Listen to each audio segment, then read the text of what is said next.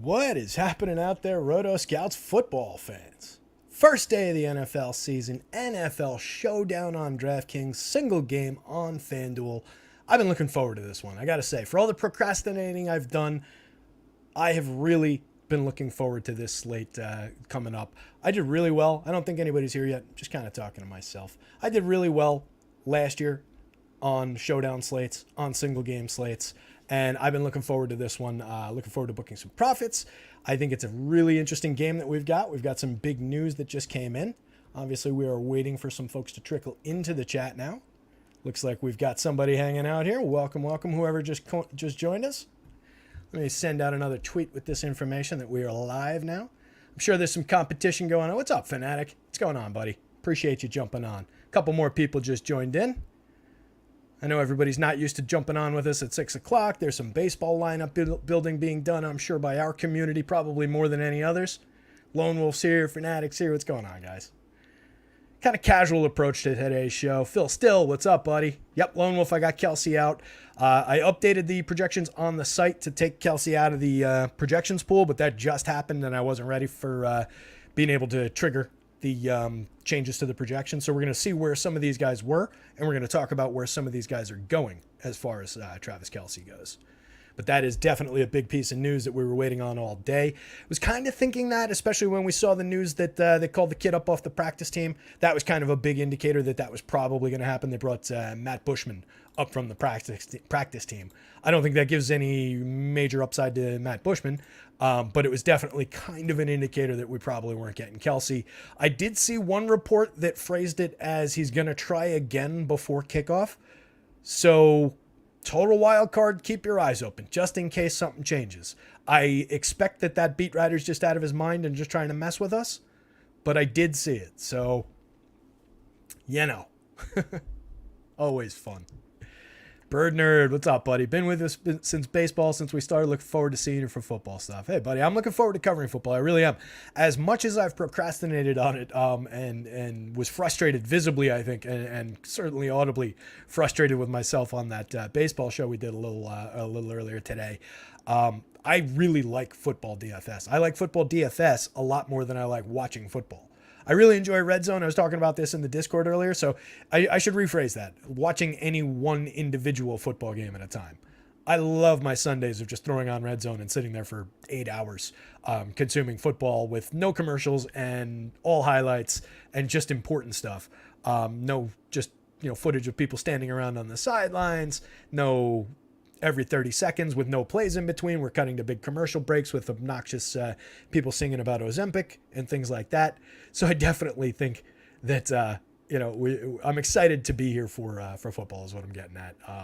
And I just really, really enjoy the DFS product. I really got deep into Showdown and single game over the last couple of years. So as I was saying at the top of the show with nobody in the chat yet, I've been looking forward to this one in particular just to get it started. And then just, of course, these early season NFL Showdown slates with these monster prize pools.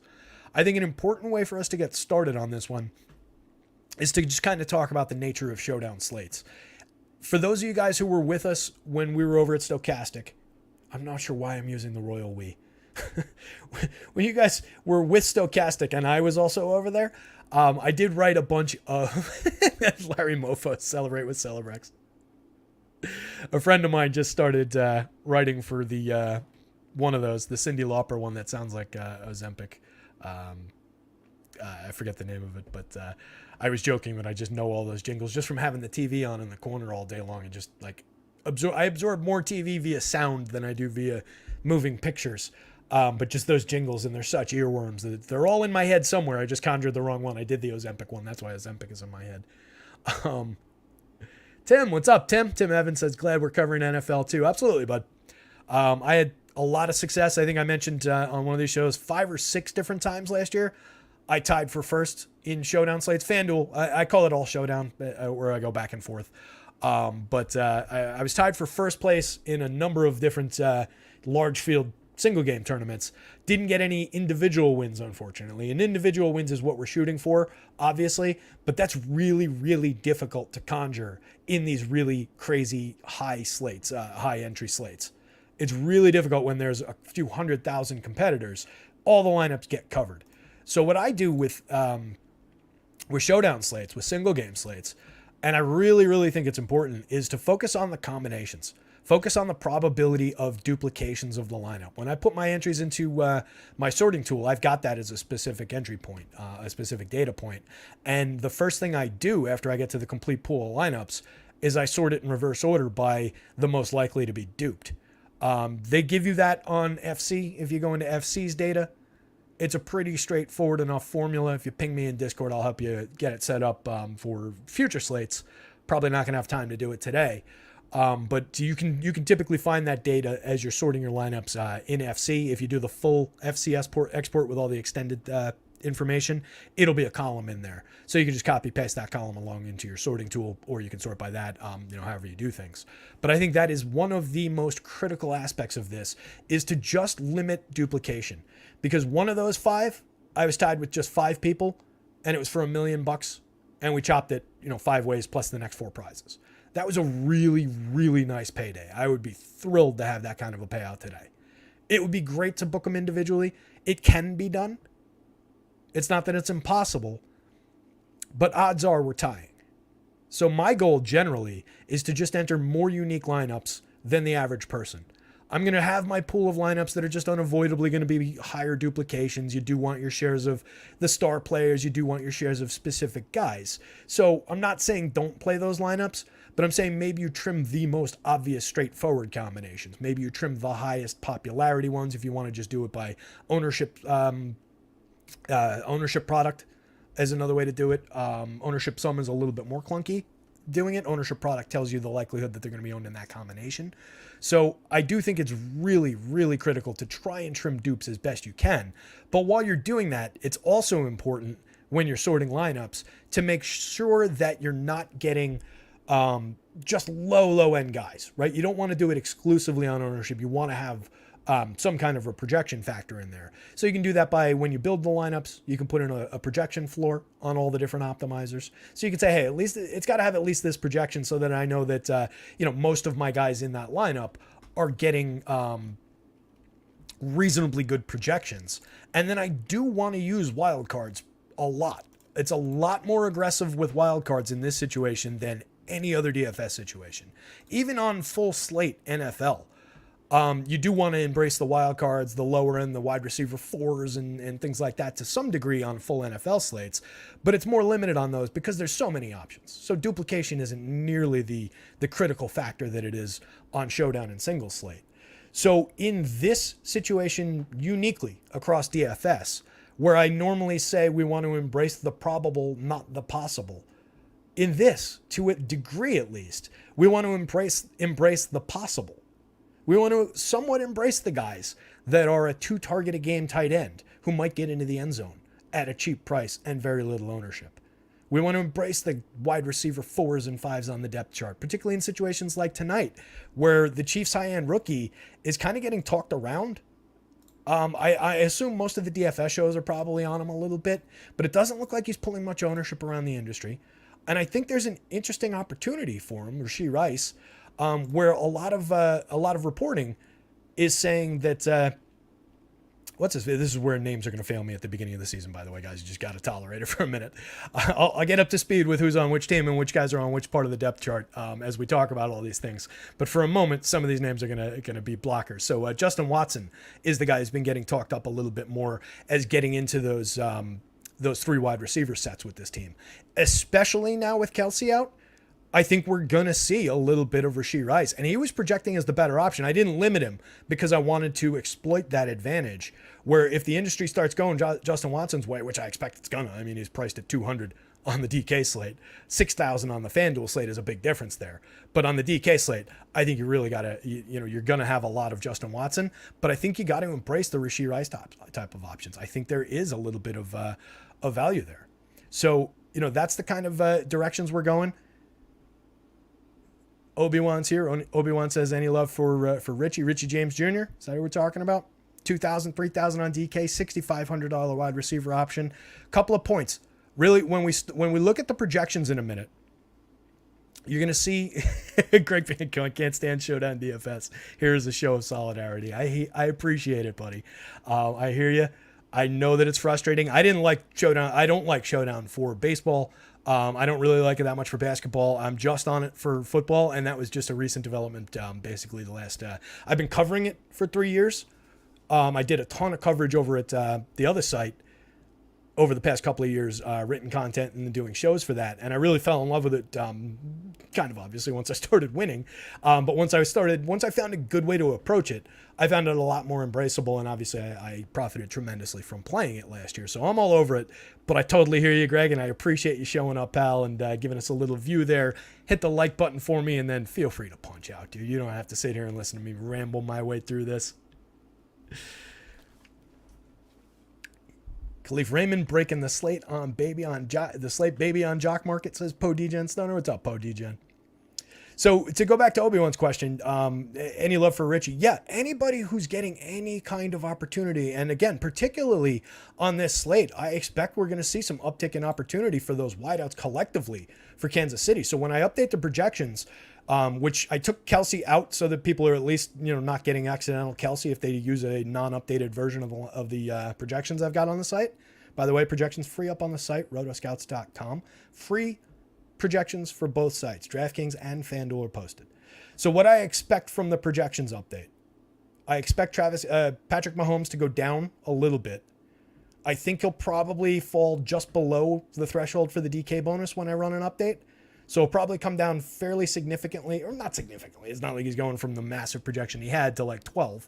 But he'll come down. He'll take a hit on DK because I think he's going to slip below that projection with Kelsey out.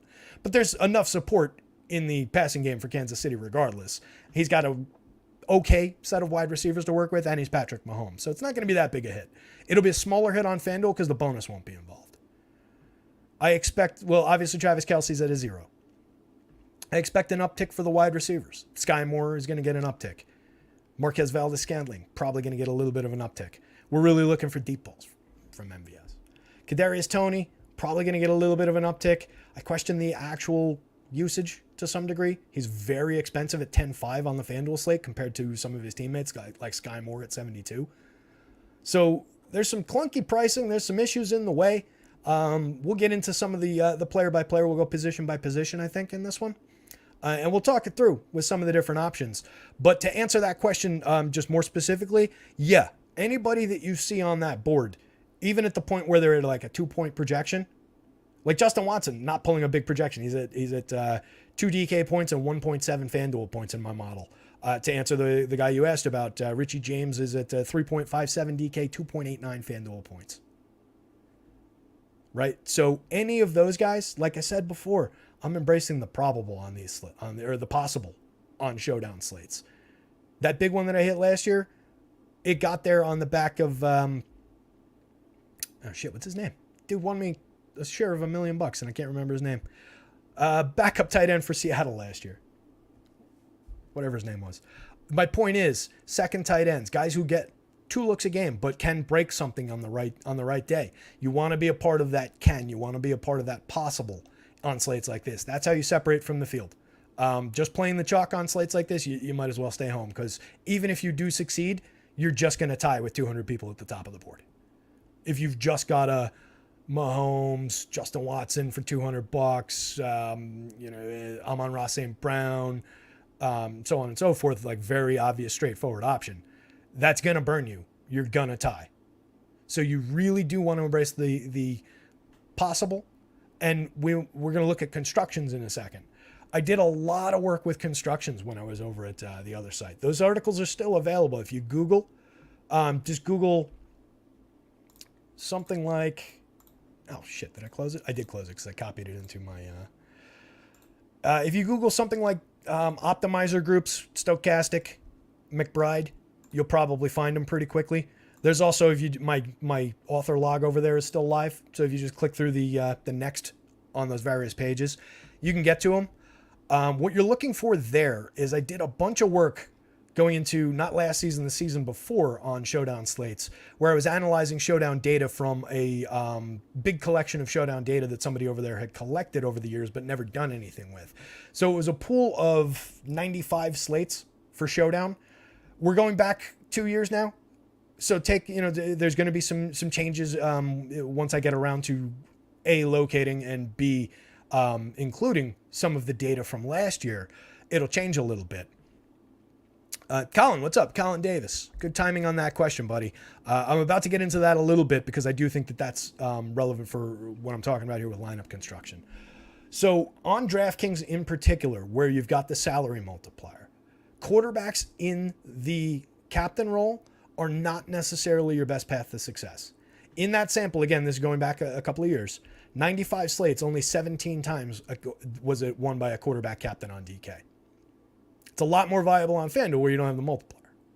We're not multiplying that salary. That's the key factor there. Quarterbacks are typically the highest priced players or among the highest priced players. When you go one and a half times their salary, it has a limiting downstream impact on that lineup build. You can only get to specific combinations of players, and it typically precludes getting them.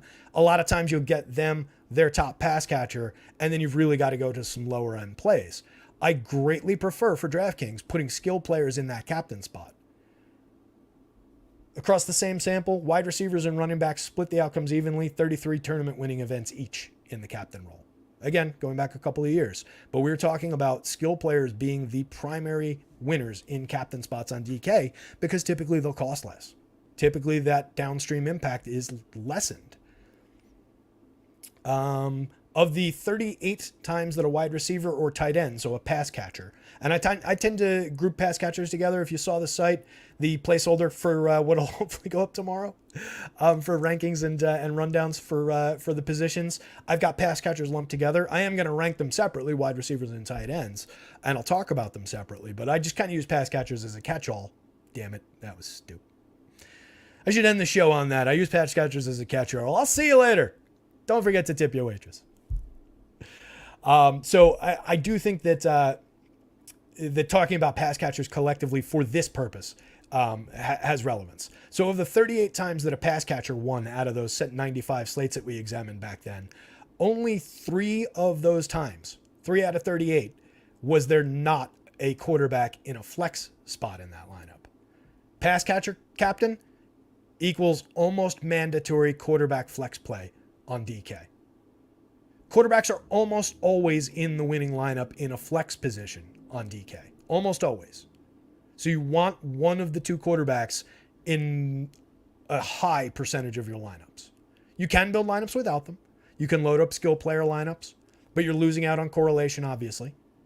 That's where they gain a little bit of ground just through correlation, right? Everybody knows. I think we're sharp enough that I don't need to get into like basics, right? Everybody knows we're stacking players. We're looking to stack pass catchers with their quarterbacks, just as a general DFS concept, right? That's a little bit lessened in Showdown just because of how individualized the game is, how limited the overall number of opportunities across the entire sport are going to be. So funky things do happen in Showdown format for sure. But that is kind of, directly important, in my opinion, on DK. On FanDuel, there's a lot more wildcard builds. You can get to a lot more high price skill player in the or a quarterback in the MVP spot, and then just get into for anybody type flex plays. You can go way down in salary on one of those. Use somebody like the second string tight end who's going to get 2 or 3 looks and might score a touchdown, which we've got a little bit of upside for given the nature of Kansas City's tight end position, how much that's utilized for touchdown scoring in that offense. It's unfortunate that our options in that spot are Blake Bell, Noah Gray, and whoever Matt Bushman is. They don't project very well. Noah Gray's probably going to get the start, probably going to get most of the looks. He's not really done all that much in his NFL career. So it's not great options, but those are exactly the type of things that we're looking for. Since he's not good, I think he'll probably pull maybe a little bit less ownership than he should. But does that necessarily mean I want to go to Noah Gray as my primary Chiefs tight end as opposed to embracing a little bit of or an extreme amount of risk around like a Blake Bell who didn't really get all that much action last year? I think he played 3 games. Or this Matt Bushman guy for $5K on the FanDuel slate. You're getting some min-priced options who might catch a ball, who might get into the end zone. If that happens, and the rest of your lineup obviously needs to deliver around it, that's a big, big difference maker. The plays I typically don't like to look for are the guys who are projected out at less than a fantasy point. The guys who are projected in the 1s and below. And that does happen on single game slates like this because it projects the depth chart. And I'm doing the same thing with my model. I'm projecting the full depth chart. or not the full depth chart, but I mean, a pretty wide swath of it. So we've got some onesie twosie type guys. Those guys become more limiting, right? There's upside, low probability, and it doesn't have to be a high ceiling, but low probability, somewhat realistic ceiling, and then there's low probability, zero realism to it, and that's where you get into a lot of trouble with showdown builds. So I do limit the number of those guys. I typically, when I load up projections into the optimizer, I'll go in and I'll kill a lot of those projections. I'll leave in anybody who looks somewhat realistic, and like Blake Bell today, 200 on the DK slate, another $200 option in that passing game for Kansas City. There's going to be some stupid lineup building on DK. So some really, really cheap pricing. That's just some thoughts about the basics with the primary players. And then to answer that question that was asked a few minutes ago, let me find my bullet point.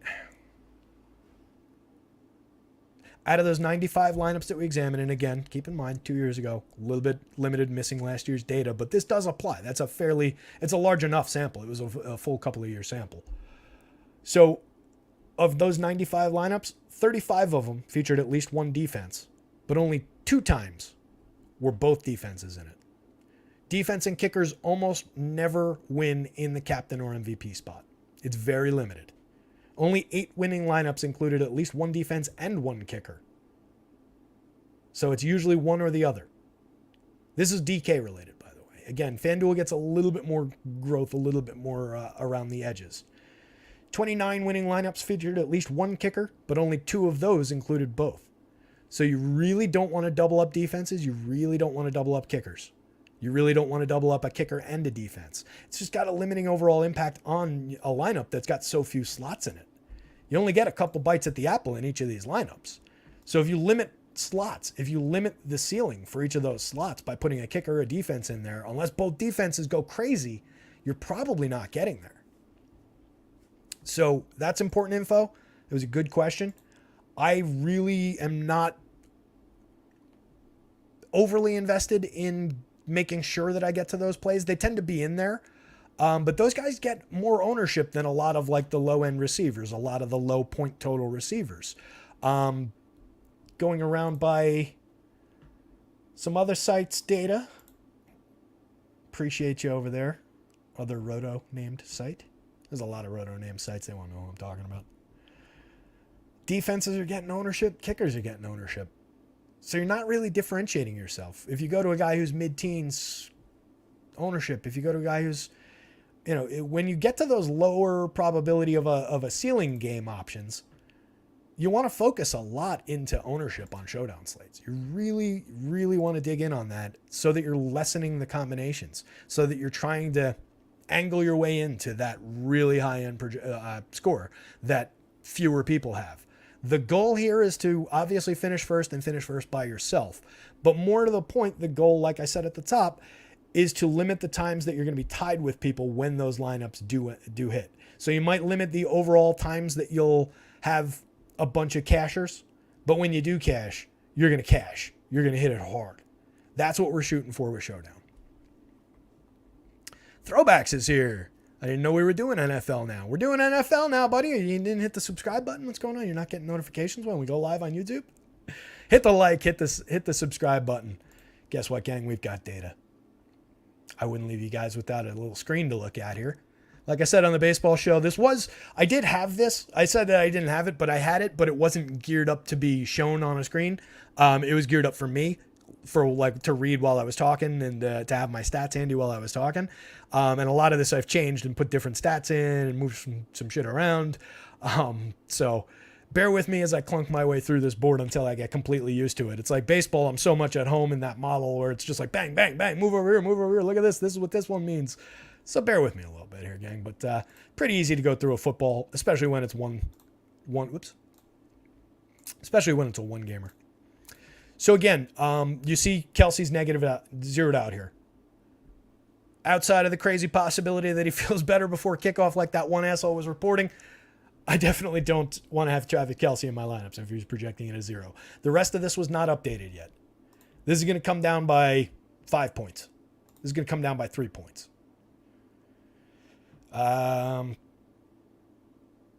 These are going to go up. That's going to go up.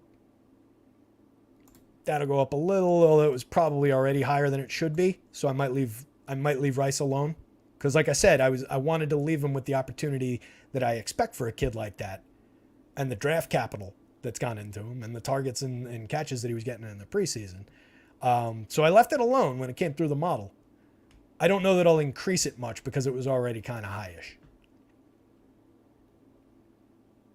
DK Network tweet 6 minutes ago, Kelsey officially out. Yeah, Steven, it was universally Kelsey out, except for, like I said, one guy that I happened to be one of the clicks that I made, who was like, oh, but he might try again before kickoff. I have no idea who the guy was. It's just in my brain that I have to mention that since I did see it. But the guy's an asshole and he's probably wrong. Apologies to whoever that guy is. I'm sure you're not an asshole. No, I don't know. Maybe you are. Let's get into a little position by position here. What do you say, gang? Start off with the QBs. Ignore these guys. I zeroed these guys out in the model so that nobody uploads projections and accidentally gets their Blaine Gabbert, Hendon Hooker shares. We're paying attention to the starters. Oh, wait, I don't want to do it that way. This board also goes way further to the right than the baseball board does. So I want to bring some of these back over here. Only a few key stats to look at for QBs, really. Let's see. I want to make sure I got everything that I meant to talk about on the first part of the notes here. Let me take a breath. Let me take a sip of water. Yeah, looks like we got through that first page pretty well. I don't know about quick. I've been talking for a half hour already. And I do want to get out of here like 7 o'clock, so I have an hour 20 to build my lineups. First day back for me, too, so I want a little bit of time to make sure nothing funky happens with the sorting tool and remember exactly where I got to click in this RG thing. And it looks like they took away all my settings from last year, which I'm not happy about, but I like their opto. I succeeded quite a lot with it last year. Optimizers are optimizers, all right? There's a lot of sims going on in the world. There's a lot of talk about sims for very high prices, sims from some guys that you might be able to find in my Discord, or if not, just message me or message them, and I'm sure they'll get you some links. But some guys that we know pretty well have some pretty comparable products out there that I think they're going to start charging for some of it, but a lot of it's free, and they got a lot of cool shit. A lot of that stuff that a lot of people out there are charging an arm and a leg for can be done in Python, right? So I encourage you guys to maybe consider checking out some of those less expensive options before you sink all your money into something that you may not want, something that you may not need, something that you may not know how to use successfully. Not to talk negatively about anybody's product and not to downgrade the place I used to be by any means. I like those guys. I wish those guys nothing but success. But I do think that there's a space where that's being a bit neglected. And I got the same email a lot of you guys probably got about that, where it was 30. Now you can get that product that we didn't really want initially for 35% off the ludicrously high price for the first week. Still doesn't feel like a great offer. That's why we're free. At least this week. It's not exactly why. I was a little bit slow in getting things set up. I want to put some stuff out there for everybody. So, something for free that you didn't know you wanted versus something that's too high priced for something that you don't want. Not bad. Got a plug. Could be Travis shouts out to Cubs fan. Our pal Dennis. Dennis took some shots. He gave some shots earlier today in the Discord. Guys, all I ask in the Discord, I love jokes. I love teasing people. I'm here for all of it. It's all fun. It's all in the name of fun. But if you know somebody's not into it, please try not to harass them too much to the point where they want to leave. And at the same time, if you're somebody who's I don't want to use the word sensitive because that's not the right word. If you don't have patience for that kind of shit, if that's not what you're there for, if you just want pure content, block the trolls, block the jokesters, and so on and so forth. That said, you will miss out on some laughs because there's some pretty funny people in that group of people that aren't necessarily some people's favorites out there. My overall point, though, is I'm not going to sit there and police everybody's interaction in the Discord for every single thing that's ever said. I will absolutely get in there and ban anybody who uses any prejudicial shit, anything that's inappropriate, racism, sexism, etc., etc. You're out. One strike, you're out. I just got no patience for it. But outside of that, don't make me police shit in the Discord, please. I got way too much to do. You guys saw me almost break on the baseball show earlier. Travis Kelce, or Patrick Mahomes. Travis Kelce out. Projections will come down slightly, but it's still Patrick Mahomes. 12-2 on the DK slate and the flex 18-3. That's a good illustration of what that limitation is when you move those guys into the captain spot. That takes up a lot more salary. That $6,000 of salary buys you a full-time wide receiver on this slate. Buys you, I mean, you could play basically everybody else in the Chiefs passing game for that $6,000. Podij and Stoner nailed it. Just have fun, people. Right? Have fun. If you want to be there for the DFS, have fun doing that. Block the trolls, block the laughs. If you want to be there for the yucks and you don't really care about the DFS, have at it, have fun, but let's keep it all within reason. Keep the screenshots within reason too. Podij. Especially as we got to get some new people in here, get a little life in the Discord. A lot of football chat going on.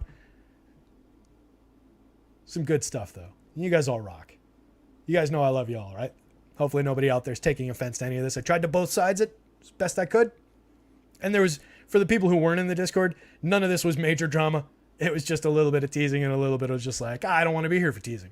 That's nothing bad happened.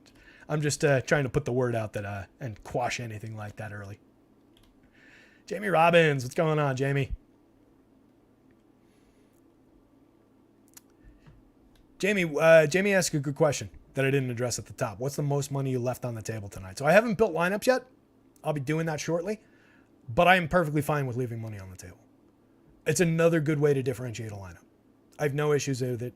Specifically on DraftKings, where you've got several options in the hundreds now, in the 200 range. That's going to just lead to leaving salary on the table. So especially in those lineups, like the idea of using those plays is obviously to be able to lever up and get to multiple high-priced, actually good plays. And then it's a free square. If that doesn't hit, it doesn't hit. That does and does not work out. There will be very, very common builds that go directly to star type of plays. So just if you're going to leave money on the table, it helps you get away from those massively overused combinations. So I do think that's good. I don't have a number, honestly. What I would say is if you spot lineups in your sorting process, and it's probably important to keep a salary total on there. If you spot that in your sort process, just make sure you've got a fantasy point related slider in there, a fantasy point related piece in there, whether you're setting a projection floor for the lineup collectively in the build, or whether you've just got that as a data point in after the build when you're sorting lineups. I think that's just that's the way to not have to worry about it. As long as it achieves a certain point, or if you want to do it by ceiling probability, as long as it's achieving those goals, I don't really care what it's spending, right? For basketball, I want to spend my money. I'll leave a couple $100 for basketball, but overall for basketball, because it's so straight up just rate based. This guy gets this many minutes. He produces this many fantasy points per minute on average. He's going to be within here and here. It's typically within 2 standard deviations, with typically within one and change, whatever the numbers are. So for basketball, it's critical to maximize your efficiency of your spend. For football, a lot less so. For baseball, certainly not at all. I literally do not care what salary looks like in baseball lineups at all. No care whatsoever. Football, I care a little bit. I want to make sure that I'm not doing something stupid. I don't want to spend, I don't want to leave $15,000 on the table in FanDuel. And maybe on DraftKings tonight that's viable. Probably not. That's an extreme number. But with those $100-ish type plays, there is a little bit of room to leave a lot of salary on the table. So it's just a matter of looking at what's in there. Keeping in mind setting those thresholds so that it just limits those lineups from even getting into the process. So that's how I do it, and I think it's totally viable. Steven Lillyboots nailed it. The casuals are the ones who will not leave money on the table for the most part. Absolutely. Casuals are trying to max out their salary every time. And you do get to, it's easy. I mean, it's easy math. You get to the highest projection if you're just going high salary guy, high salary guy, high salary guy, high salary guy, high projected guy. But if every casual in the world builds those same 5 lineups and puts them into the big tournament, and they're building 5 out of 150 opportunities, at the very least, use your other 145 lineups wisely. If you have those, you have those, right? And sometimes they get through the sorting process and you get multiple lineups in there. Jen says, I feel attacked. Why? Because the screenshots, buddy? I enjoy your screenshots. Others less so. it keeps, if nothing else, man, there's content in there a lot of weird hours of the night, and it keeps things rolling. I love it. So no sweat, pal. What else is going on? Stephen Leibowitz says, I must explore this fun sometimes.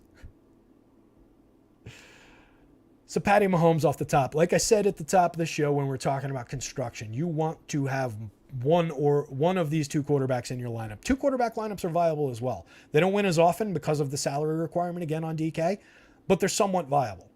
But primarily quarterback in the flex spot on DK. Quarterbacks win a little bit more consistently on FanDuel in that multiplier spot because there's no multiplier for salary. Simple as that. It's a really straightforward concept when you stop and think about it. Look at some of the numbers for these quarterbacks to get into the position by position. Jared Goff to start us off. Fairly affordable. 9.4. I know I started talking about Patrick Mahomes a second ago, but I wrote my notes the other way around, so let me start with Jared Goff. 9.4K on DK, 14.1 in the captain role. Again, illustrative of the concept there. Obviously, there's a big difference between 14.1 and 18.3. And if you put Goff in the captain role, you're paying not the same, but within a negligible amount. You're paying the same for Goff in the captain spot as you are for Mahomes in the non-multiplier spot. So that's a factor, and I think that makes Goff actually the more viable of the two in the captain role, unless you get unless you get Mahomes completely explosive through the ceiling and his best weapon is off the field. So I think Goff is an interesting enough captain play just for that reason on the DK slate, but still primarily that's to say, like, when you do put a captain in those spots, which you want to have a little bit of, a quarterback in those captain spots, my preference would be Goff over Mahomes for the price reason and for the production reason. Chiefs, 20th ranked pass DVOA. Haven't said that acronym in a while. 20th ranked pass defense DVOA. League high passing touchdowns. They were really good, oddly, at limiting yards per passing attempt last year, but they gave up the most red zone fantasy points to quarterbacks. There is some passing upside here for Mr. Goff. They've got a couple holes in the D line for the Chiefs that was kind of stout last year. Looking at some of the numbers, one thing I also like about Goff, the highest projected overall wide receiver, by a pretty wide margin, is on his team. That's the obvious guy. It's Amon-Ra. So there's some significant upside here for Jared Goff. They were playing way up tempo the last few weeks of the season last year. Overall last year for Goff, 7.6 yards per pass attempt, 7 implied air yards per pass attempt, 29 passing TDs. Obviously that falls way short of Patrick Mahomes, but so does most everybody else. 41 passing touchdowns from Mahomes, 7.2 intended air yards per pass attempt, 8 yards per pass attempt. One of the higher overall, I think it was third. One of the higher overall yards per pass attempt in the entire league. Yeah, third overall. Detroit gave up 7.5 yards per pass attempt last year. Second worst in the NFL. Obviously, Mahomes is without his primary weapon with Kelsey off the field. But you've got some capable guys. You've got Jerick McKinnon in the backfield, who's primarily there to catch the ball. You've got, I wouldn't say this is my favorite mix of wide receivers in the league, but they're capable enough. Sky Moore's going to be starting in 2 wide receiver sets. You've got MVS to go deep. You've got Tony, who put up really weird efficiency numbers last year, but only played 24% of the snaps on average. So there's a lot of wild cards on the side for the Chiefs this year. Rashee Rice and Justin Watson, like I mentioned at the top of the show. So that's not the greatest list of receivers overall. But again, Patrick Mahomes can make magic with Poe Degen, Stoner, Stephen Leibowitz, and could be Travis out on the field. Colin Davis sits in on that. No, Jones will give Goff all day to throw. His impact can't be overstated. There you go, buddy. So yeah, they were good for pressure last year, the Chiefs. But the downgrades in the D line is most likely going to have a big impact on that. So Goff should have a long time in the pocket. He's got good receivers to work with, or a very good receiver, and some viable enough options. Marvin Jones, Josh Reynolds, Khalif Raymond. Neither one of these sets of wide receivers, Amon-Ra excluded, is great, but both are viable. They can get in the end zone. Again, backup guys. I took the projections off of these two, off of Gabbert and Hooker. There's no need to really consider those guys. We have seen people in extremely limited fashion find success by just saying, I think Patrick Mahomes is going to get hurt, and I'm going to stick his backup in there. I'm going to play some Blaine Gabbert. Well, if that's your plan, I would suggest that you actually do play him in the captain spot since he's only 9K in that role. But that's not for me. That's not an approach that I take. I think it's a little bit foolish. I did say that we want to embrace the possible, not the probable as much, in a reverse of what I normally say. But there's the possible that we want to embrace, and then there's the possible that we don't want to embrace. And I think playing these backup QBs where you're most likely 90+% of the time, 99+% of the time, most likely, booking a 0 in that spot, it's just not worth it to me.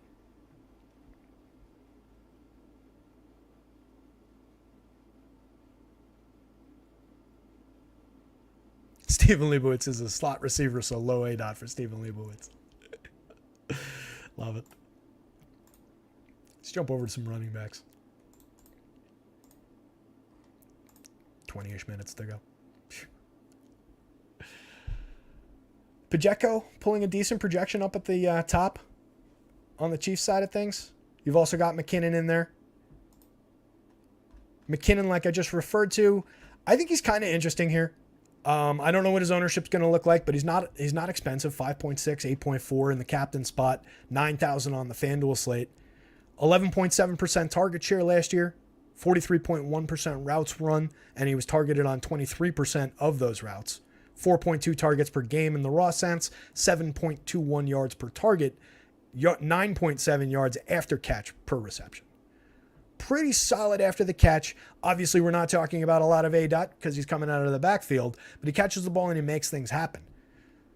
7.5 touches per game, 4 yards per rushing attempt, only 4.2 attempts per game. We're not really looking for him for his rushing ability. Broken tackles on 1.42% of his carries, 1 rushing TD. I realize that I have to unhide the running back stats for you guys. This is going to be fun hiding and unhiding these. I got to figure out a better way to do this. There's only so much space that I'm allowed to use on the screen. By the way, I think everybody knows 53-point total in this one, at least as the last time I updated. Detroit 5-point dogs. That probably came down a bit. I imagine the total dropped a little bit. I imagine Detroit maybe got a little bit closer here. Haven't checked it since the Kelsey news. I'm going to hide Vegas. And let me see the screen. I can't hide the pricing. I want the snap share. I'll hide the targets real quick. I think I got those in the notes anyway. Some fairly straightforward stats anyway. It's not the craziest thing in the world. How's that look for you guys? I know it's a little blurry. Let's see if I can give you a little zoom. I'm trying to keep the headings on the screen there too. It's kind of annoying. What did I not mention for McKinnon? 47% of the snaps average last year. Talked about his touches per game in the running game. Obviously, again, he's mostly here for his receiving. Yards per rushing attempt, only 4 yards. Rush yards per attempt, 4.2. Why is that in there twice? I don't know. Oh, because I unhit a column that I had replaced accidentally because I'm, once again, just way behind. 17 rush yards per game, though. Again, not here for his rushing. 1.5 rush yards after contact. Only 1 rushing touchdown last year. Not the guy who's going to blast through the line at the goal line by any means for this team. On the Pacheco side of things, early down back, 10.8 touches per game, 4.9 yards per rush attempt for Pacheco up top here. Oh, this is his attempts, so it's 10 attempts, right. Touches per game, 10.8, 10 rushing attempts per game, 4 point. I told you guys I was going to have to remember what was in each of these columns. 48 yards a game, 1.7 yards after contact.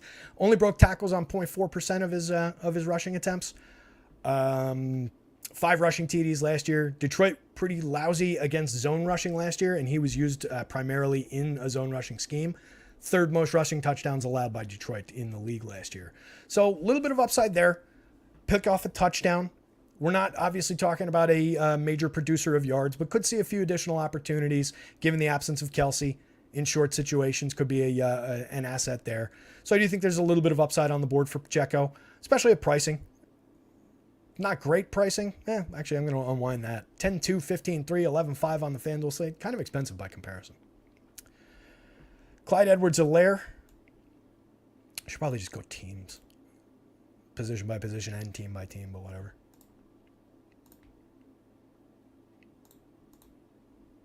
I got it in a little bit better order. Edwards-Helaire, 8.8 touches a game, 4.3 yards per rushing attempt, 7.1 rushing attempts per game. Not the highest volume opportunist in the world, not the highest volume guy in the world, but an opportunist to some degree. 3 touchdowns on the limited usage last year, 2.4 yards after contact. So a guy who can maybe get his way through the line, maybe break a tackle and get into the end zone in a short situation. I think there's a little bit of potential there. Projects out okay. Again, we're just looking for a lot of these guys as mixers in these flex spots. You primarily want the higher volume guys in the captain role when I said we want skill players in the captain spot. So I do think, 36.54 on the DK slate, 75 on the FanDuel slate.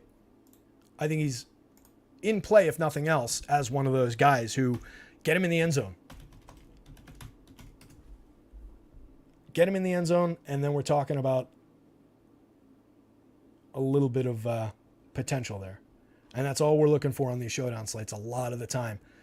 Like I said, that big win I had last year came on the back of a backup tight end scoring a touchdown. He got 2 looks in that game. Those are the kind of guys I want to get into some lineups. So I think Edwards-Helaire CH is at least on that list. He's not exactly crazy discounted on FanDuel. 75 is a fair price. If you could get him lower, you'd obviously have a little bit of additional upside beyond that. But I think it's a fair enough price. On the Detroit side of things, David Montgomery up the top, projected a little bit below the rookie Jahmyr Gibbs. We'll start with Montgomery. Going to be probably the primary early down back. 12.6 attempts per game last year, 2 yards after contact. Slippery, able to break tackles. Broken tackles on 1.59% of his rushing attempts. 14.7 touches per game on a 65% snap average last year with Chicago.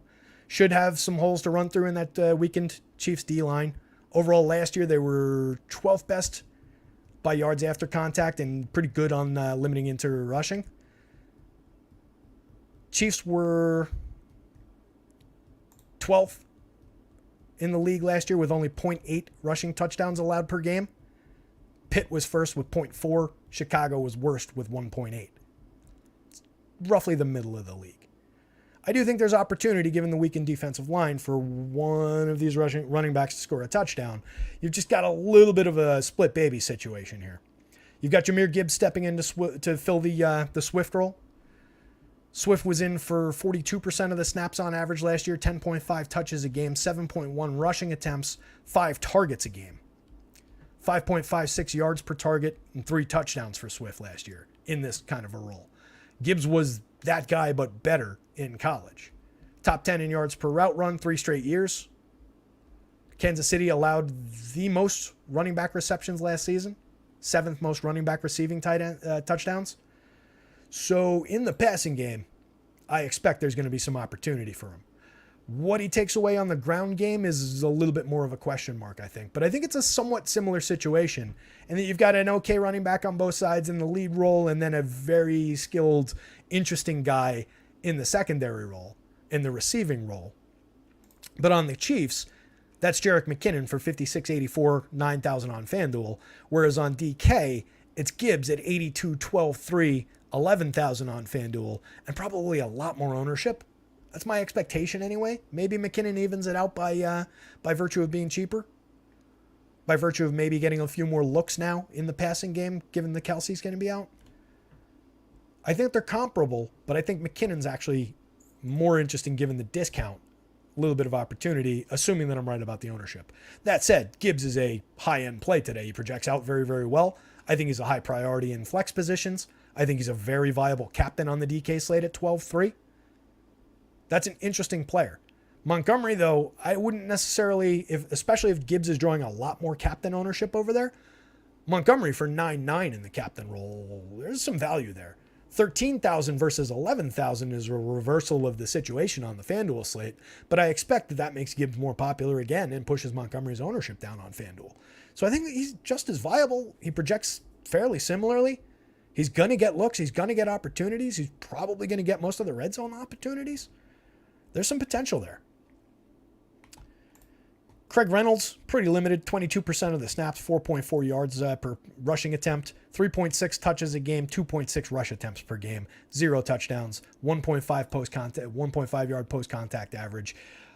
Can cannonball his way through the line, and if they give him the ball close to the goal line, maybe he gets there. We're talking about fairly limited probability, possibility. It's there. He didn't get there last year, but it's there. 1.8K, 2.7K, pays for a lot. I wouldn't put him in the captain spot. 5,000 on FanDuel, pays for a lot. One of the limited options on the board. He needs to get in the end zone. He doesn't have the opportunity to catch a ball. I mean, unless they happen to hand him the ball on like their own 5 for some reason and he breaks one for 95 yards, he's not going to stack up yards. He needs to get in the end zone. But if he does it at cheap pricing, low ownership, that's one of those guys that can send you on your way. Did I miss anything in the rushing game? Hopefully not. Let's continue on. We press onward. 6:51. Not doing bad on time. If this was baseball and we were still stuck on the first game, that would be bad. A lot less to talk about overall in football.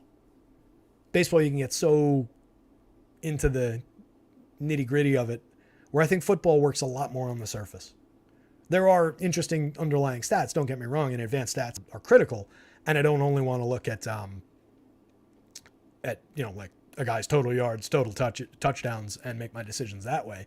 But I do think a lot more of football exists on the surface, where a lot more of baseball is under the covers, so to speak.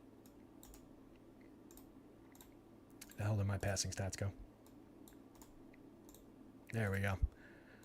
Zip these up.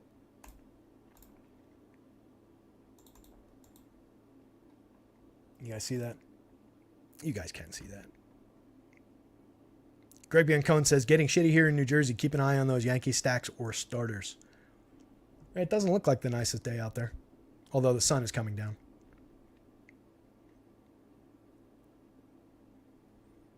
Stephen Leibowitz, they changed it again for the Angels. Jonathan Diaz now. We talked about the first change. I didn't realize they changed it again. No, I'm actually not. I appreciate that, buddy, but I'm actually not playing the baseball slate today. Just focused on this football action. Bottom of the board, you can ignore most of those zeros unless we get some news about somebody stepping into a role because of an injury or an absence or something like that, in which case they won't be zeros anymore by the time 7 o'clock rolls around. It's 7 minutes from now, Jesus. Amon-Ra, obviously a very high-end option. I think he's a high-end captain option. He's expensive in the captain role, though. 15.3 is a limiting factor in that captain role, much like a quarterback is. So again, when you're getting high price guys in that captain spot, I like to go kind of to the low price guys. So I think it makes sense to get to some of the Sky Moores, the MVSs, the Marvins, so on and so forth of the world in your captain role. Maybe you put Amon-Ra in the flex role a little bit more. He'll be popular in both spots. You're not beating the field by using Amon-Ra in the flex spot, but I don't necessarily want a giant on DK again with the multiplier. All these things mostly apply to DK when I'm talking about the captain spot. On FanDuel, you just play whoever, go by the projections, go by the ownership and the combinations. It's a lot more straightforward there. So on that DK board, just, it has that same limiting impact. So I want Amon-Ra a little bit more in the flex than I do in the captain on the DK spot board. But overall, the dominant receiver on the slate. We're talking about, where is he? It would be good if I went in the same order each time instead of switching the order in my notes. 28.1% target share. A lot of looks in the red zone late in the season last year. KC struggled against slot receivers. 9.1 targets per game, 9.1 targets per game, 7.95 yards per target, 6 TDs, which I think if they increase the red zone looks could go up. And we saw increased red zone looks for him the last few weeks of the season. 6.3 yard ADOT with 4.9 yards after the catch. 78% of the snaps last season. Chiefs allowed the third most receiving touchdowns to wide receivers last season. There's a lot of touchdown upside for Amon-Ra tonight. Moving down the list, Marvin Jones. A few spots down from there. Let me resort that by team so you guys can see it the right way.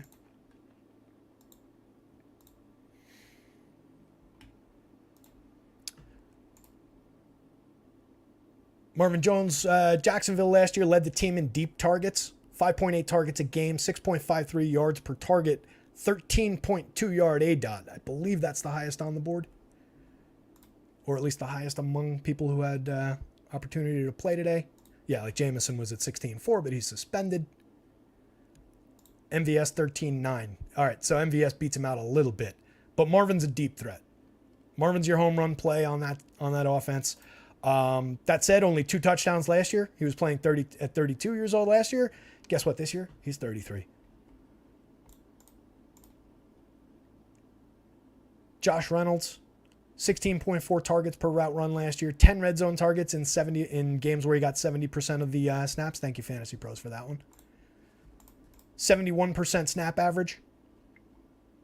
So most of his opportunities, he did get that many snaps. We're looking right here. 4.9 targets a game, 8.12 yards per target. Only amounted to 479 yards, 3 touchdowns overall, but an 11.9 ADOT. Pretty good average depth of target. Yards after the catch, only three per reception. Some of these other guys are better tackle breakers, better to get out into the open field and run with the ball. But again, for another guy where we're looking for some of those deep shots, where we're looking for inexpensive, less than popular guys, he's on the board. Give me 3 deep looks and 1 deep catch that gets him into the end zone. We're home. Maybe 2 more catches like over the middle for a handful of yards to pad the yards. We're home.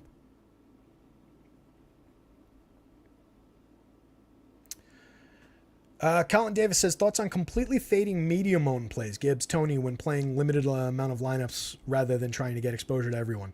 Yeah, I think that's a viable approach, but I do like those. The way I would put it would be Gibbs is a good example. Like the high priced, everybody's on it, projects out, but there's paths to failure just because of the shared role. The other guy who is a veteran and the primary early downs back, more of a role in the passing game where things could get wonky. You know, a couple drops, 5 looks and 2 drops. You're not getting that major game unless he really breaks one. So yeah, guys like that, I do think if you're building a limited set of lineups, if you're building 5 lineups, you can work around some of those guys. But what I would say is just be cautious that you're not just walking into star caliber chalk, that's equally owned or higher owned. But yes, I do think that's a viable enough approach. What's up, yay? E-Mac. Look at that. Our old pal hanging out. I used to do Showdown shows somewhere else with E-Mac once upon a time. If everybody out there hits that like button, maybe he'll join us on one of these one day. I don't know if he's allowed. Might get in trouble. Might get yelled at. A lot of action going on over there lately, though. That other site. My former home. Place I still love. Hope those guys do well. Emac says those were the days. Those were the days, man. That was a lot of fun. You, me, and Nick. I got to reach out to him. I've been meaning to ping him. He gets tons of views. He doesn't need me for anything. I could use his help. Melissa says those were the... What's up, Melissa? I didn't see you in there. Melissa's here. What's going on? Melissa says those were the best shows ever. Those were a ton of fun. I really enjoyed those. Let's keep this thing rolling. Khalif Raymond, 49% of the snaps last year, 3.8 targets a game, 9.63 yards per target, though, 616 yards, but another guy, 0 TDs. He did have a 10-yard ADOT, 4.6 yards after the catch, so when he caught the ball, he was somewhat effective, but it was primarily for yardage. Dude like that gets in the end zone on a sneaky first slate of the year. That's an interesting play. I think that one was asked about by somebody up at the top of the show. And I kind of like that as a very cheap option. 800 on the DK slate. You can do a lot with that savings. 1200 in your captain role. Again, we want to get the skill players into the captain role, and certainly the lower owned in the captain role skill players have a lot of viability. But we want to make sure we're also focusing on ceiling at that time in that spot. So skill players, yes, but the Khalif Raymonds of the world a little bit less so in terms of that captain spot, but a very viable flex play. Mix and match options the rest of the way. Guys who are very unlikely to do anything or even see the field. On the other side, this is where it gets interesting. Obviously, no Kelsey. Sky Moore, like I said earlier, starting this year, presumably in their 2 wide receiver sets, which is what they primarily ran last year. Detroit last year, 4th lowest yards after catch per reception, but 7.5 yards per pass attempt. So they were better after the ball was caught at bringing the receiver down than they were at preventing him from making the catch and gaining some yards. So they were a little bit okay yards after the catch last year, but he's a dynamic guy, 7.9 yard ADOT, 6.7 yards after the catch is dominant. He was a high-end yards after the catch option last year among guys who qualified in terms of routes run. So I do think there's some potential for Sky Moore in this spot. He's priced at $4,872 versus Kadarius Toney at $7,010.5. Toney was hyper efficient last year, 29.4% targets per route run, 8.55 yards per target, but he's only out there for 24% of the snaps on average. It's a weird guy. Weird career so far. I think he's in the mix, but if he's more expensive and I assume drawing more popularity than Sky Moore and MVS, maybe not because of the pricing, but at least similar, I would have to guess. There's got to be upside. There's got to be upside for going in toward the Sky Moore MVS sides of the equation there for less money. I don't think the looks are going to be all that different. MVS, terrible with drops, frustrating 6.2% drop rate, 3.5 yards after the catch, 13.9 yard ADOT though. Getting his looks from Pat Mahomes. We need that to connect once. With no Kelsey out there, we're probably going to take a couple more shots. They're probably going to be trying to work, over the middle and then take a couple shots at the end zone early. So I like the opportunity for MVS. He's a really, really frustrating DFS play. He's going to get an ownership. He's not sneaky, but he'll be lower owned than some of the other primary options. And he's at a fair price, $54.81, $10,000 on FanDuel. Technically the Chiefs' most expensive receiver on the FanDuel slate, but hopefully that keeps his ownership down. For that price, if I can get my touchdown from a receiver like that, I'm happy with it. I don't think he's out of the question for the captain spot, the MVP spot on either side. That's the kind of guy, that mid-level, might score a deep touchdown type guy, that I love getting into that spot. I think there's a lot of upside there. Talked about Kadarius Toney. Rashee Rice, second-round pick, 55th overall, had 25 touchdown catches in his college career at SMU on 233 catches. He's a dynamic kid. Like I talked about earlier, there's a lot of reporting going on that Watson's going to be playing ahead of him on the depth chart at the top of the season. Watson's going to be the third guy into the 3 wide sets. I'll believe it when I see it. It might happen. It could happen. It's probably likely to happen. But if that's the case and people go away from a player like this and he does get on the field at least for a few looks, which I think he's going to at least get half the snaps, something in that neighborhood, maybe the target share will be a little bit more limited. But that's kind of, again, the kind of play we're looking for here. He had 14 catches in the preseason. He had a lot of crucial drops. That's kind of what dinged his reputation and what his expectation is. But there's a pretty high probability in that mix that the Chiefs are just kind of playing possum with the media and just, why would they come out and say, yeah, he's going to be the guy? Why not throw a little bit of smoke in the face of the Lions before anybody's seen what anybody's going to be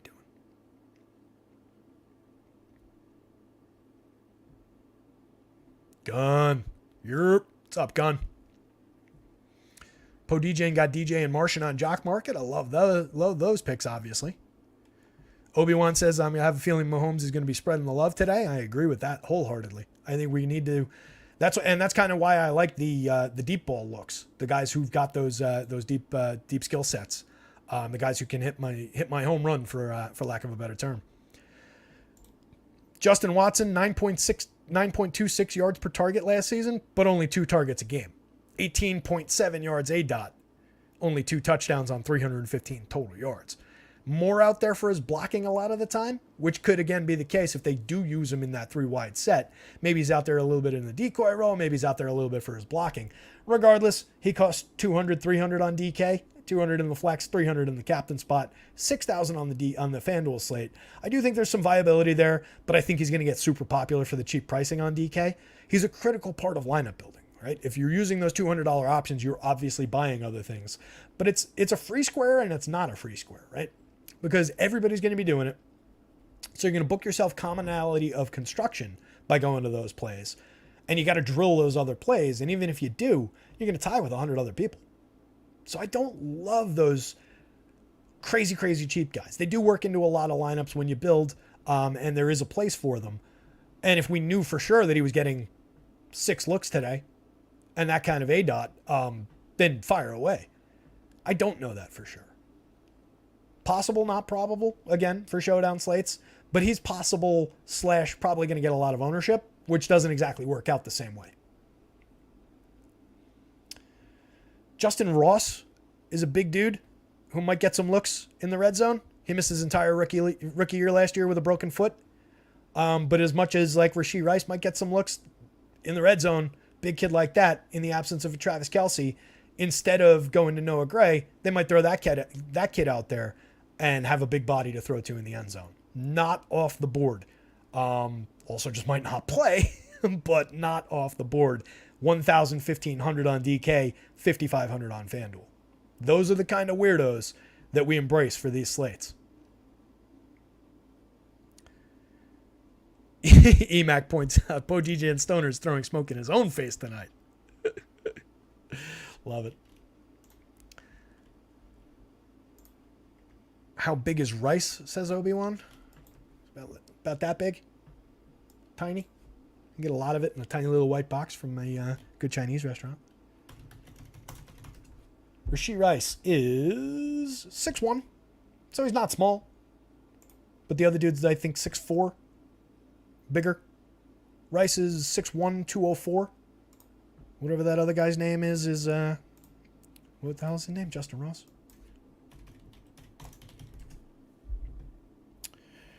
Ross is 6'4", 209.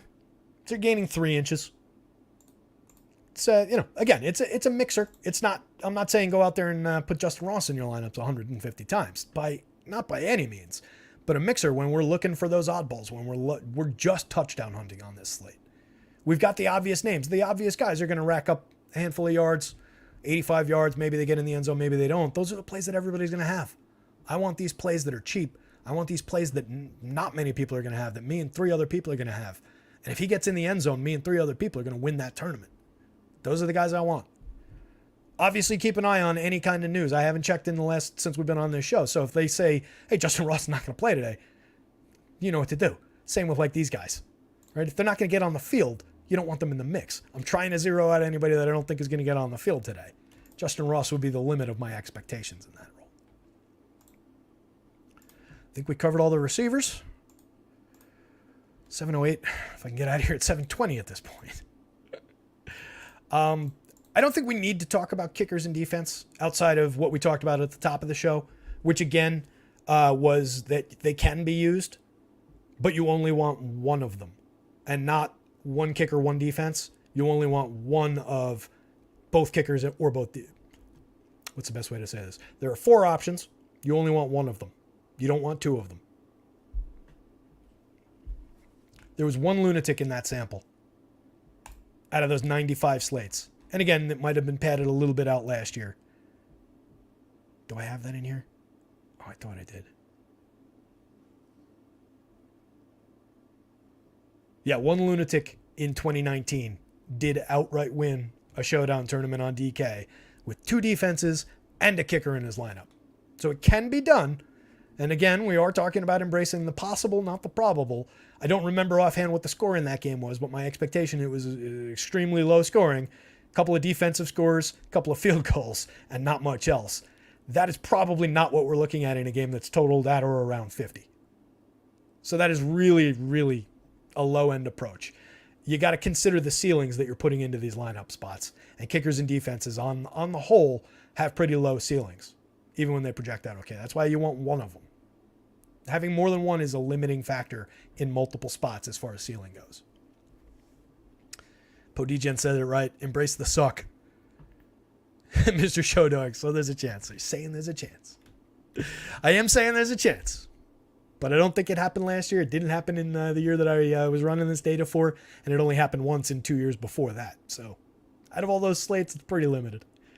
Travis Kelce's off the board. Sam Laporta is super interesting, but I think he's going to be popular. I would have to expect he's going to be popular. Probably the second best overall receiving option when we're talking about just pass catchers in general. Super high-end receiving tight end in college. Ran 50% of his routes in college last year out of the slot. He was high-ranked, top 10, top 5, I think, in yards after the catch for tight ends in college. And the Chiefs allowed the most fantasy points in the league to the tight end position, which is kind of interesting. They had the highest scoring overall tight end, and they allowed the most points to the position. Kind of an interesting wrinkle. Laporta's in play for sure. 5,000, 7,500. I think he's a viable captain play. You just want to differentiate in other directions when you use him. 65 on FanDuel. He's going to be popular. Highly, highly probable, very high-end play in both situations. Both roles on both sites. I think Laporta's in play. Make sure you're differentiating your probability of being duplicated in those lineups. But he's on the board for sure. Noah Gray, probably going to be the highest snap count on the Chiefs side of things. 8.79 yards per target with 1 touchdown and 299 yards, but just 0.78 yards per route run for his entire career. A 5-yard ADOT. Not exactly one of your big-time receiving tight ends. I think what we're looking for with Gray, and to a lesser extent for Blake Bell, who saw a 22% snap average, 1 target per game, had 1 touchdown on 20 yards in 3 games and 2 catches last season. Very limited options here. But what we're looking for in that situation, Chiefs are close to the end zone. They need a big body. That's what we're looking for. And that wide receiver is not the guy. Noah Gray, Blake Bell, not off the board for a touchdown. I like backup tight ends, or again, second tight ends, especially in situations with teams that run a lot of 12 personnel. I like backup tight ends or second tight ends because you get those 2 looks, 1 catch. Let's call it 3 looks, 3 targets, 1 catch, or 2, 3. I'm bad at this. 3 targets, 2 catches. One of them goes long for a touchdown. The other one's like a 4 or 5 yard catch. That's all I need. That is all I need. That almost won me $1 million last year. Absolutely take it. It did win me high 6 figures, or no, not high 6 figures approaching 7, high 6 figures below 2. But it won me 6 figures. So those are the kind of plays I'm hunting for on this slate, guys. Pay attention to the expectations for some of these guys that may or may not get on the field. Your Jody Forstons and Mitchells and Zylstras and so on and so forth. There's a lot of weird options at tight end. Typically, a lot of these guys are the guys that I clip in terms of just taking them out of the pool when I build lineups. When you're getting into that territory of the 3rd, 4th tight end on a depth chart, a guy who's very unlikely to even see the field, let alone actually fulfill his projection, get a target. Some of these projections are built on the backbone of a season-long model that has to put them somewhere, and as the season goes, they'll get more and more crunched. So, Mike Ford, single RBI, love it. That's my home run pick for the day. So with that in mind, guys, that's pretty much it. It's 7:13. I got to get some lineups built. Any questions, toss them into the Discord. We do have a little bit of opportunity to answer questions while lineups are building. If there's anything off the top of anybody's head late here in the Discord or in the YouTube chat, certainly drop it in, and I'll try and answer it in the last couple seconds here. But good luck to everybody. It's Stephen Leibowitz. Again, Stephen's been on fire this chat. Taking thoughts, plucking them right out of my brain. Stephen Leibowitz says, good luck all, and I echo that. Travis Duarte says, how do I feel about stacking Pacheco and McKinnon? Sure. Try and throw a blanket over a touchdown from the running back position. Potentially their rushing touchdowns and their running back receiving touchdowns. Absolutely. I have no issues with stacking skill position players from the same team in a showdown slate. No issue whatsoever. I think that, and especially in a situation like that where people might not be thinking of it that way and might be saying, oh, I don't want the same guy at the same position from the same team. Anything that will help me differentiate lineup combinations, I'm going to embrace. So yeah, that kind of construction, absolutely. Same thing, like Stephen Leibowitz again said on the other side. Pair the Lions running backs by the same token. That's what I said when we were talking about these running back options. It's kind of the same situation on both sides. It's obviously more of a three-headed beast on the Chiefs side, where it's a two-headed monster on the Spencer Torkelson home run. I guess Rodon's not having that good start. So yeah, I think it's totally viable doing on both sides. I think it's, you got to pay attention. Obviously, you don't want to stack too much, and there's only so many spots, so it's not that problematic. But if you're taking there's only so many opportunities to go around, so many looks, so many touches, so you don't want to have too much of a limiting impact on your lineup. As again, you got to pay attention to where that ceiling is. If you book 5 guys from the same team without their quarterback, they're all skill players. The ball's only going to go in so many directions. There's only so many touchdowns that are going to be scored. So you got to keep in mind what your ceiling looks like with a lot of those plays. But absolutely, we want to embrace chaos. We want to embrace unique opportunities, unique constructions, get creative, focus on the primary thing with this while securing a solid foundation, a solid floor of fantasy points. High ceiling, lowest you can get it in terms of ownership combinations. That's the key.